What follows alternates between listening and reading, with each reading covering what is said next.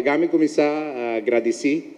para a invitação para ter a noite num momento muito importante,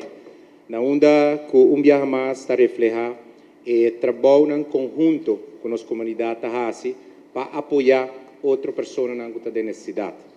Outra pessoa que para uma outra forma está mais vulnerável que o outro. E isso é algo que seguramente nós está apreciando. Nós lo está enfocando e ainda nos dilante,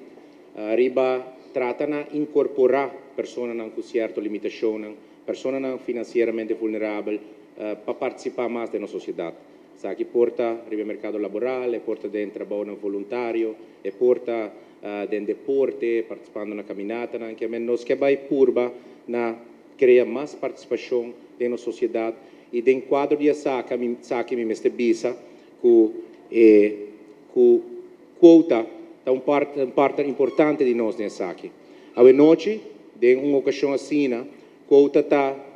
dor de fazer trabalho junto com o voluntário, a criar certo fundo para assim por aportar back na comunidade, na esta que está apoiando-nos dentro do manejo aqui. É suma bonita que quota lo está donando a noite. Aqui rato me quer a senhora Ivy e presidente da Foundation, desse aspecto de fundraising, também, senhora Norris, lo está entregando a na cada stichting aqui na Aruba, e mira lista largo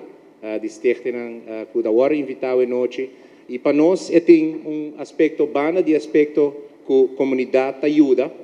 que a quota ajuda, e stichting aqui para lograr uma meta.